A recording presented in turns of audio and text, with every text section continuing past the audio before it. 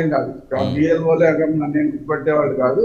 So వాళ్ళు అసలు మీరు ఎవరు అని కూడా అడగకుండా పలానా వాళ్ళదండి, వాళ్ళు ఊళ్ళో లేరు, ఊళ్ళో వెళ్ళారు, మళ్ళీ వచ్చిన తర్వాత ఇస్తామంటే వాళ్ళు ఫిలప్ చేసి మీకు అందజేస్తామంటే కనుక నాకు ఇమీడియట్ గా ఆ ఫామ్స్ ఇచ్చారు నాకు.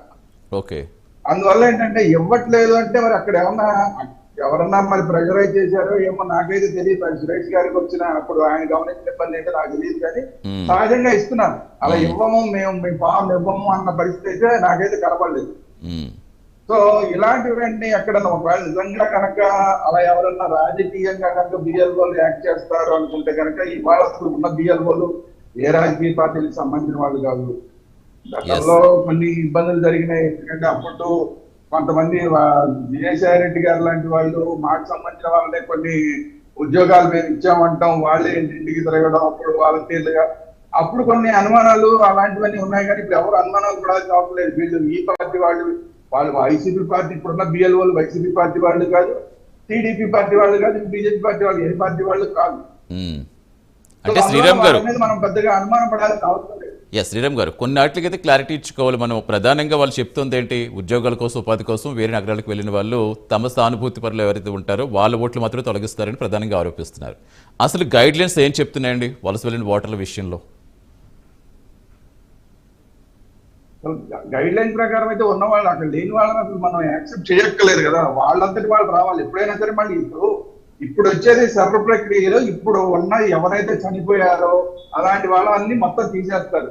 ఇప్పుడు సహజంగా ఏం జరుగుతుంది, మనం మామూలుగా అయితే మన ఇంట్లో ఎవరికైనా ఓటు కావాలని అడుగుతాం, కానీ మన ఇంట్లో పలానా వాళ్ళు పోయారండి ఆ ఓటు తీసేయండి అని చెప్పి మనం ఎక్కడ వెళ్ళి అడగం.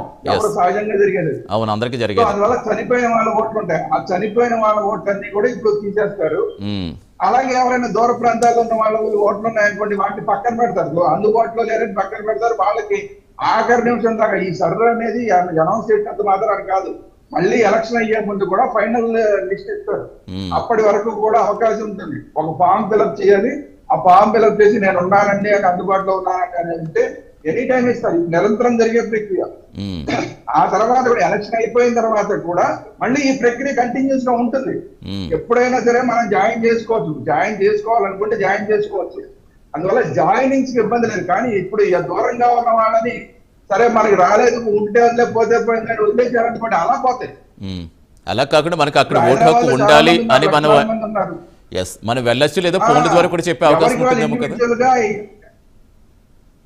ఎవరికి వాళ్ళకి ఇండివిజువల్ గా ఇంట్రెస్ట్ ఉండాలి. ఇప్పుడు ఏదో హైదరాబాద్ లో ఉన్నాం, సరే బిఎల్ఓ వచ్చారు, మనం అందుబాటులో లేము, తీసేశారు, సర్లే ఏముంది హైదరాబాద్ లో ఎక్కడో దగ్గర వేసుకోవచ్చు అని వదిలేశారు అనుకోండి, అలాంటివి పోతాయి. లేదు ఏదో ఒక టైంలో సంక్రాంతి అప్పుడు ఇంకొప్పుడు వచ్చి ఊళ్ళోకి వచ్చినప్పుడు ఆ ఫామ్ నింపేసి మేము ఉన్నామండి అంటే కనుక వాళ్ళని యాడ్ చేస్తారు ఖచ్చితంగా.